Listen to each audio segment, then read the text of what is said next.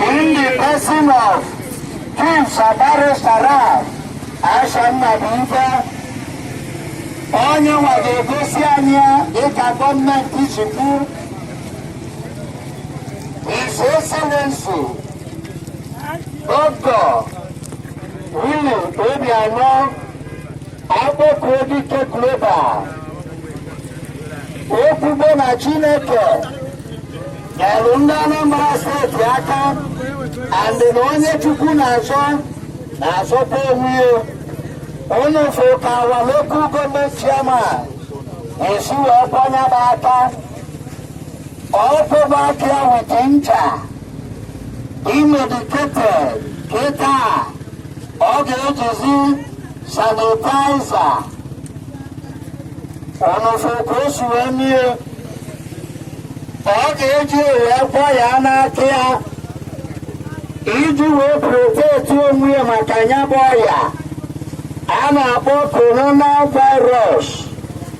Ọ na-egbukwa egbu and na ọrịa na-egbu n'igwe. Biko ndị anọkọta ọnụ onye ọbụla kwụsa ada ama separate ụlọ n'ụlọ ara emetụtasị arụ.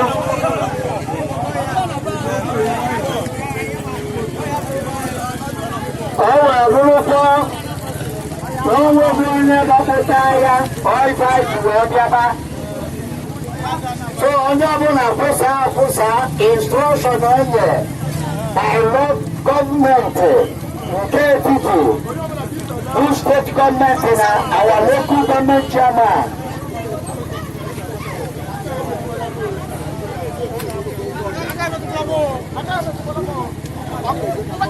Abubuwa keeti adọba na igbe eji akwa aka na-adị n'etiti ebe a. Onye bịakwa aka ya ojebe n'ihu afịa ada ama okwa aka gị ijebe n'ime afịa and ị ga na-akwa aka gị always. Ibe a ji na-egosi abụ sample ka a na-eme dịka ofu nwanne anyị nwoke akwụbaba aka ya. Bọketi a ga-adị ebe a. Ibe His Excellency Dr. Willie Obiano kwuo n'ọnọdụ exercise ka ọ pụta ife. Ụsa a na-akwụsa instruction ọ bụ ndị mmadụ ka a na-agwa. Ibe eji enye aka bụ ka anyị wee nwee ike wee protect ourselves.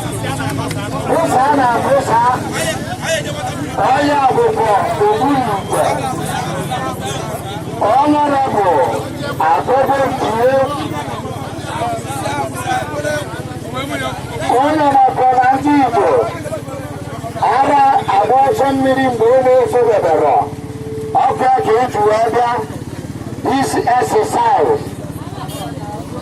Honorable Afor Bọketi a ga-adị ebe a every morning. Iri na chie ọ ga-enwe aga nọ here a ga na-agba ya mmiri steeti mmiri aga na-akọmi ya ịkọ aka iwere sanitaiza wee kọghasị aka gị n'anya ka Alhaji na-esi nke dị ka onye isi mere ada ama ama unu ga na-afọpụ ya egwu biko anyị chọrọ ka arọshịa maka ya bụ ife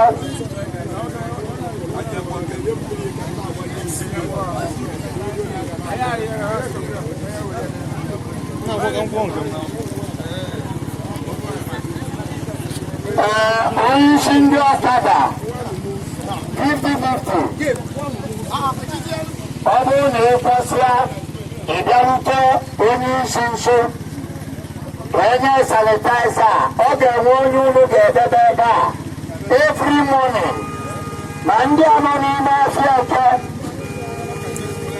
ụlọakwụlụ ngwa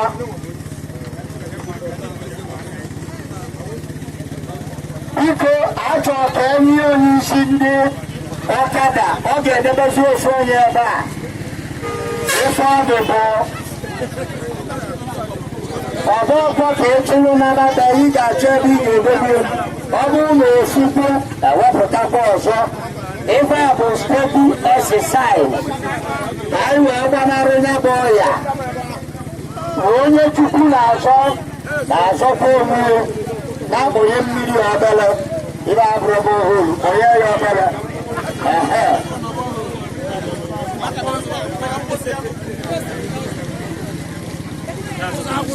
ime ejikọ wee mee ya bụ awa local government chairman in the person of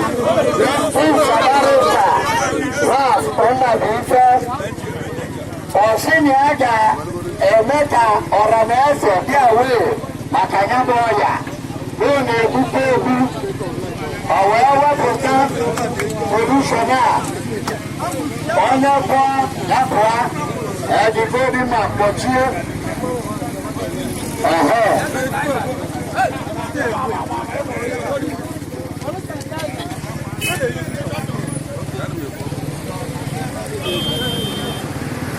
ọ kwesịrị aga ama ama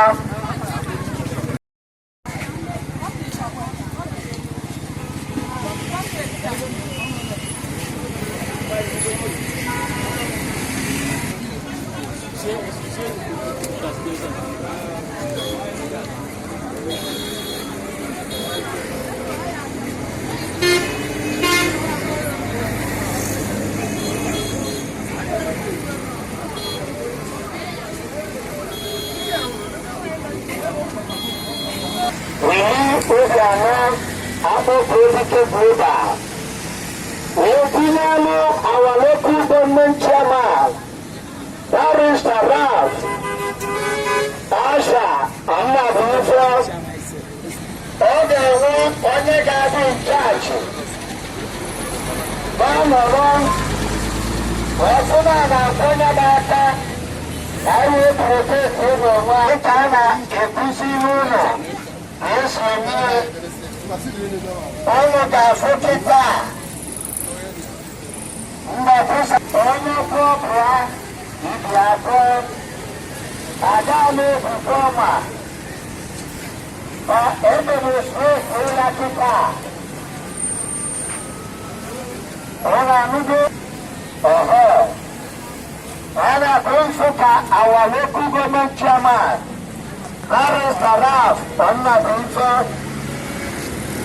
nke niile local government chairman ụlọ afụgo ka o si akọ aka ya ọ kpụcha anya fụcha anyị na-ewusa sanitaiza nwaanyị anọ n'ihu shọpụ ya onye na-ejide onye kwa aka ya o wee sanitaiza fụsa n'aka egbuo ya mma fụsa na-afụsa ọ na-afụgo ka our local government chairman Idemili si wee na-akpọ ya n'aka gọọmenti kwuru na-achọrọ ka ya bụ ọya bịa n'Anambra steeti so anyị ga-eprotest n'ọgba anyị maka na onye Chukwu na-achọ na-asụkwa emume ada ama ama nwaanyị ọdụ niile ga-akwa nke ọkwụsịa ndị ọzọ dị fri aga na-akwụ ya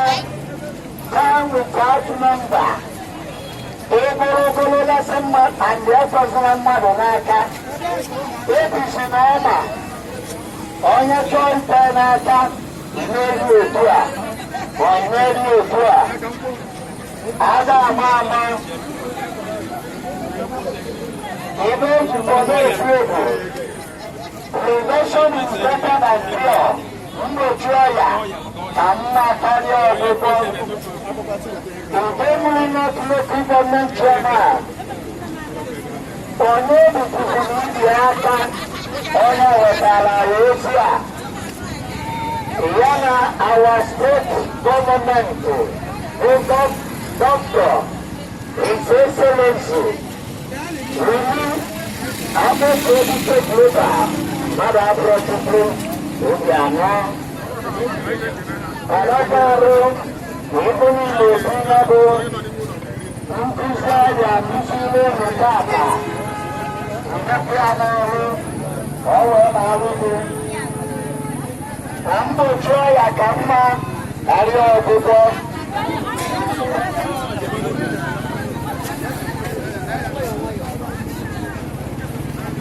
ọrịa ọdaba na abụbọ keeti n'irie enu nne ya ọ dawelu nwayọ nwayọ nwayọ a ga-achịnye ma ọmịa achịkwana ya na yadị ị ga-edebi ya ebe a ọ bụrụ na ụfọdụ iwepụtakwa nke ọzọ ada ama ama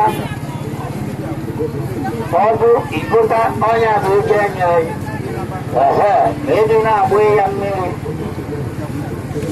ekwekwala ka mmiri na-akọ na boketi a daalụnụ daalụnụ Chineke aka ụnụ arọshịkwanye arọshị onye kwụọ ada aṅụkwụ ya aṅụ ebu ịnọtụ igbu akpa aka gị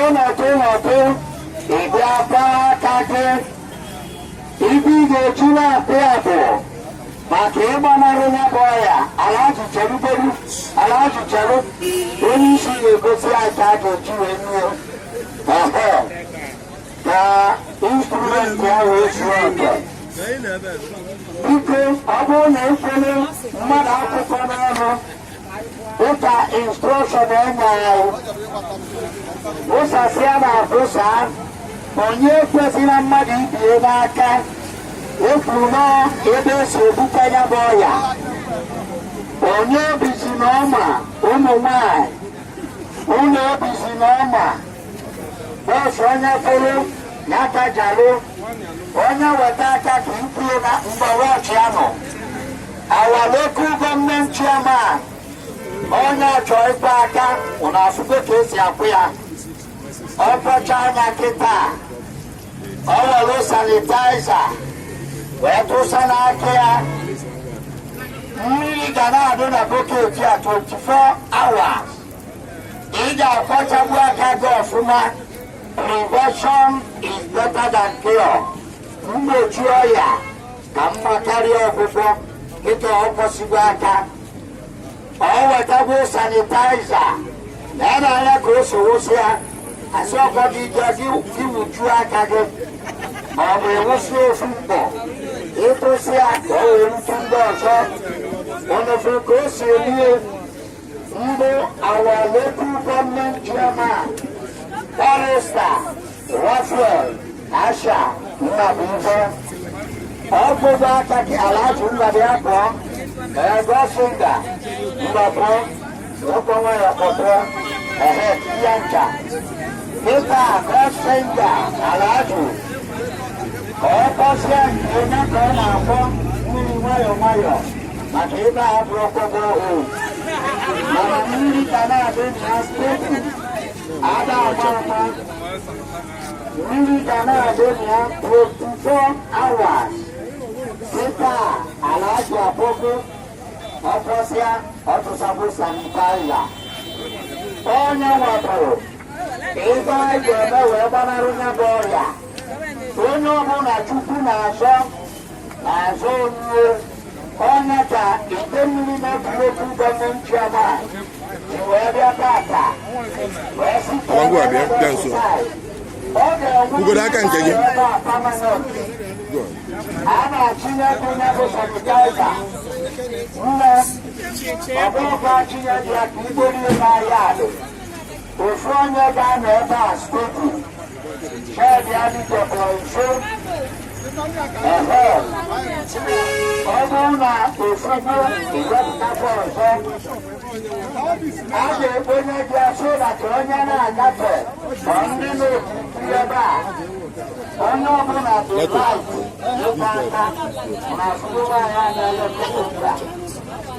onye nọ n'ihu shọpụ ya onye nwe na-akwa ka ọ kwụsịtụ ka ọ were sanitaiza wee sanitaizi aka maka dati virus ebolobi Alhaji onye nọ n'ihu tie Alhaji biko ọ bụrụ na ọkụ iwepụtakwa arụfefu ego a onye isi ga-enye bụ maka ịgbata mmiri ọnwa ka sanitaiza sigo egotakwa wee na-edebe ọrụ na ụwa Idemili na-ekwu okwu gọọmenti ala n'aka sorry my brother anyị enwe ike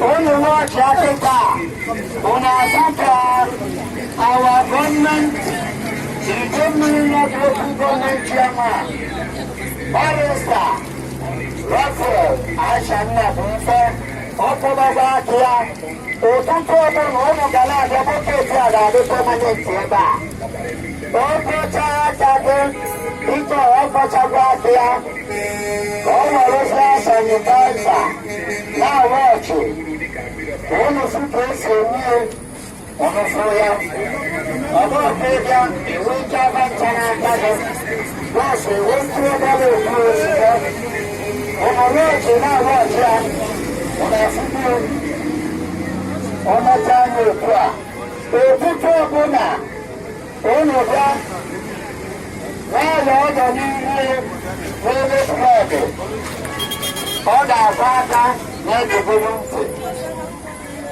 ụnụfụ ka o si na-akwa aka ikue onye agbarakwa na mmiri a ka olu onye isi ihe abụọ kwago ọhụrụ kama na mmiri ga na-adị na ya steeti ada ama ama ụnụfụ ka na-ada si wee kwọ ọ n'ihu shọpụ ya ka ọ ga-akwụ ụfụ ka o si wee tanye obele ọgbakọ ịga akanye nke ikwu onye ihu na ala na nke akwụ mba ụnụfụ ka o si ruo mgbe wọchị ya nọ awa Idemili n'okwu gọọmenti ebe a ọ ga-atụrụzia sanitaiza atụnye na nke maka na-achụkwuo ọgbakọ achị ji egori nabarị adị ọ ga na-adị na shed stebu ọ bụrụ na nke atọ iwepụta ọzọ ego a na-enye isi taa ofe ewe onye egota mmiri na-agbanye na boketi a ya na ọ bụrụ na sanitaiza atụ iwere ego a na aja ejibanaja bụbụọdụ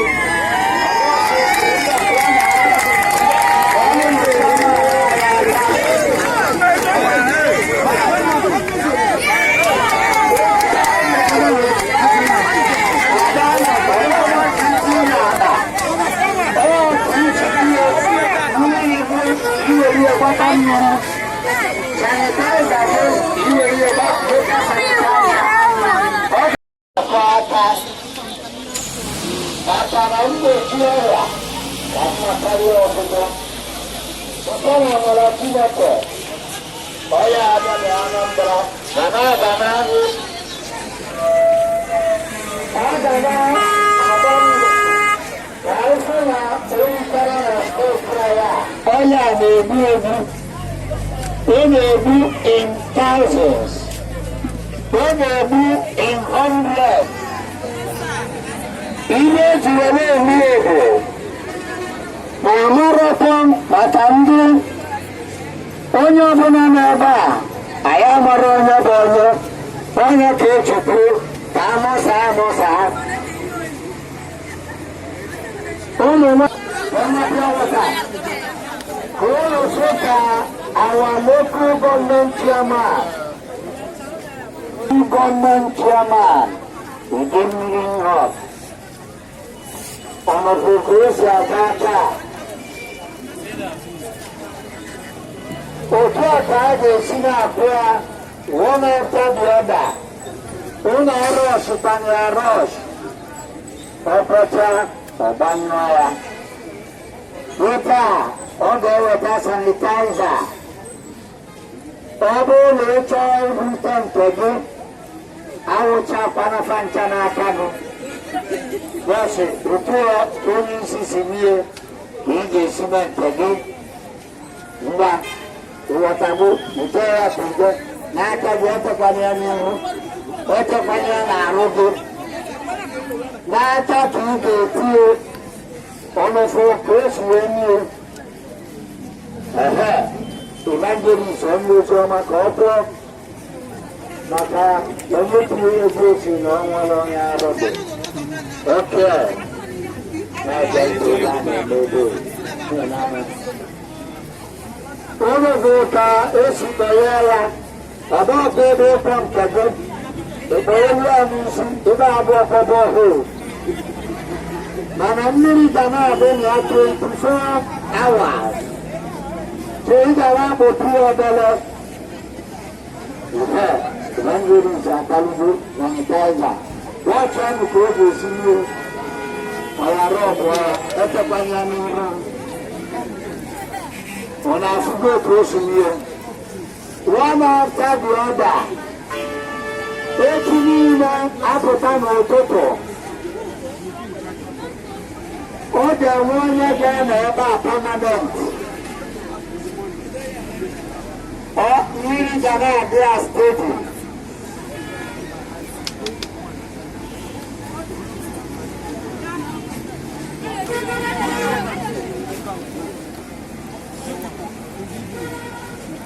Ndị a bụ ndị gara n'ebe a. Otu mmiri abụ na-agbanye ọzọ. Sanitizer bụ ego a na-enye ụlọ. Ọ bụ ọkpọkụ nke na-akpa. No mmiri bụ na-ewe na-agbata mmiri. Sanitizer bụ na-ewe na-ebute sanitizer. Ọ bụ ọkpọ onye ụmụ na-abụ na-eke ya. Ọ bụ ego m na-ebu n'ala ọrụ. Ọ bụ mmiri ndị efu. Nke a ga-achị n'ụlọ. Achịnye ya, ụmụ achịkwanye na ya dị. Ọcha. Ọdụ ama. Onye aka na ọdịghị ọsọlọ.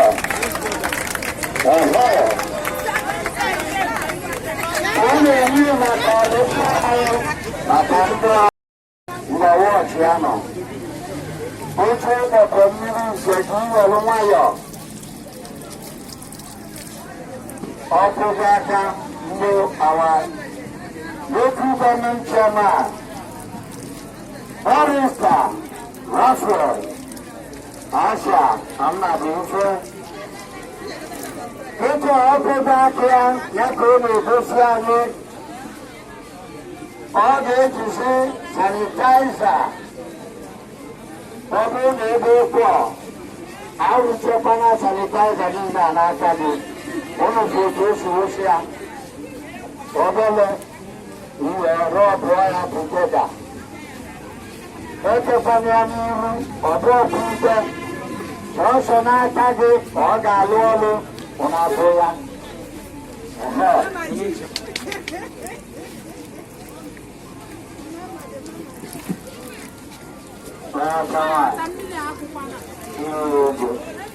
Ka ya nwakọ ọkụ ọkịta ọnọdụ ka osụsọ wọchị anyị obere About free guy for the for you, I want to see her. Here I have a couple of rules. Very good play your belly. My own road. So, Ganonte, when I rush in your rush, you didn't know last year back. Now you're Plenty. On our Bosnia, and our Visiaka, as you see, I'm doing yoga. What can I do about every day? The people will be a fire catching. You are the last, you are fire catching. Oh, no, I am a Bioma, or you be Spanish Bioma. And Gloria Caru, Diana Sonata, Sonata.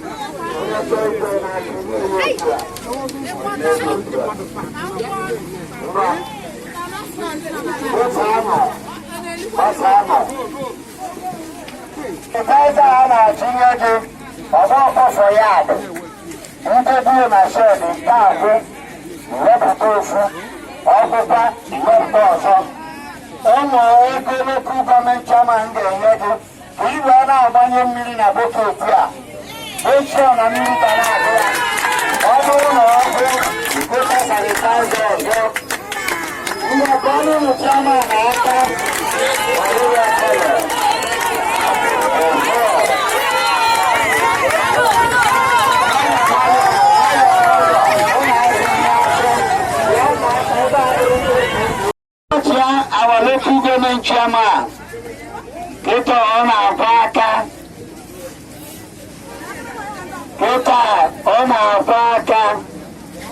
Biko, Abu Nija, Vaka, Tego, Abu Fanatan, Kimbiria, Koma Fusia, Eva Abro Papa Hu. All possible, Peter, Oga, Atosaze, Sanitize and Akia, Oba Madu Chupania, Wete, Naka Koda, Watia, Mwawacha, Unafu, Unafu, Kosi, Onatanaru, Tua. That is all. Now, I don't said that. Walunta. The little one is about the prepare your belly.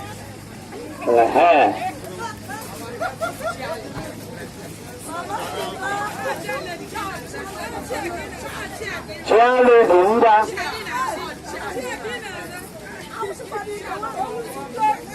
Oh, yeah, Charlie Bunda. When I forget to be of the original.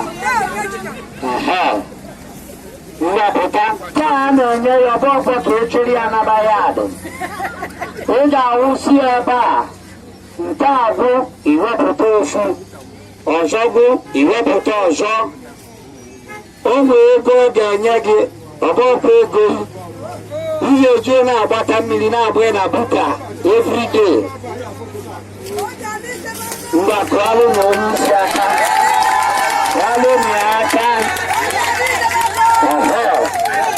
Sanitize open Agu, you will hear better than the size or so.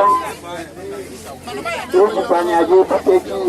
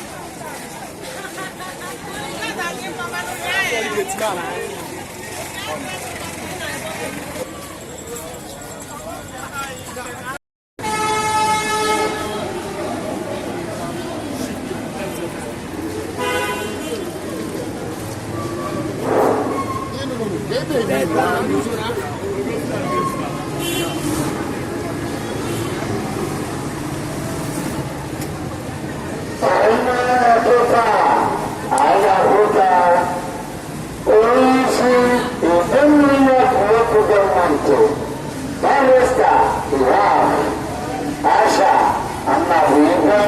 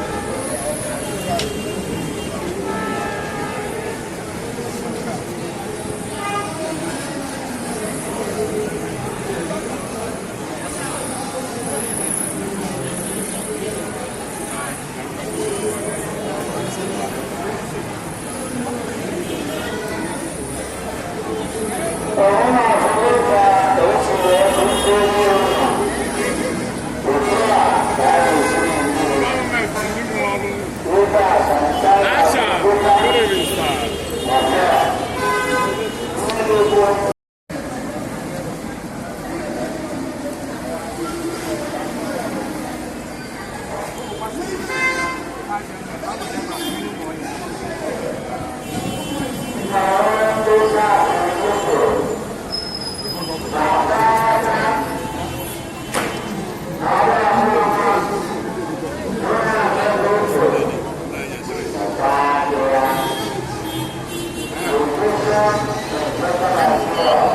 One of these things.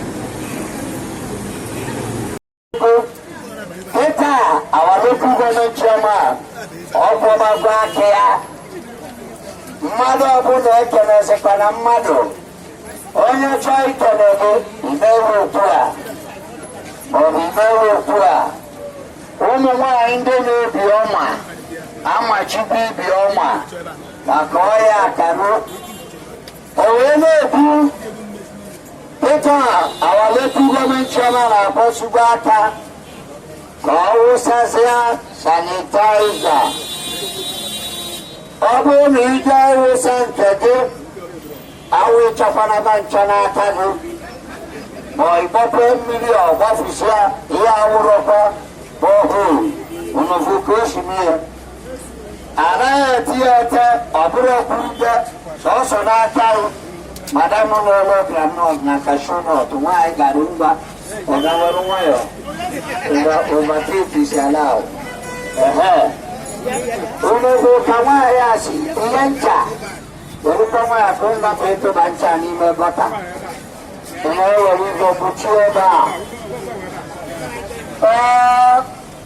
unuvu ka nwaanyị asịkwa aka ka ọ wụsazịa sanitaiza nwayọ kwụọ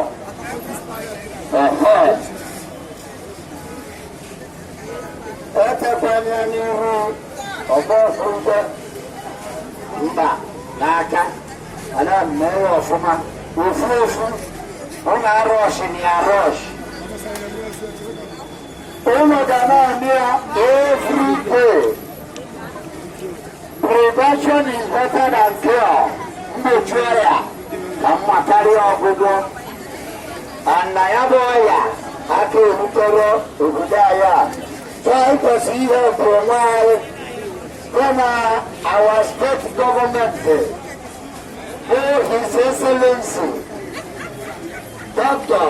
Willie Obiano Global na our local government chairman Barrister Raphael Asha Nnabuife dịka esi ihe ndị nọ na-asọ ebe n'egologo ebe a ụlọ asọ na-asọ onye kwọ ya bụ aka ibe ụkwọ kedu onye a ga-enye nke a welụ ncha nke mmadụ isi na ọnwere onye arụtụ mana ọ ka abụrụkwa ọya nke karụ ada ọmụmụ nwaanyị agara n'ebe a steeti ọ kwụsịgo aka nkwọ nwaanyị ụlọ abụọ ikpe mgbakọ ọnụ ya n'aka n'ile ya na-azụ ụka ọkpọ otu bụ oyi n'aka nke oretu na ọkpọ ọkpọ kaikai m ga-echukwu nke abụ iwepụta nke ahụ na-enye otukwana ya na ya adị above all your property, not for serving public. It's all way to chairman who can yell. Above all the 18 at night, or 3 police, marine. It's a baby, it's in a bottom in a bucket here. Sanitize our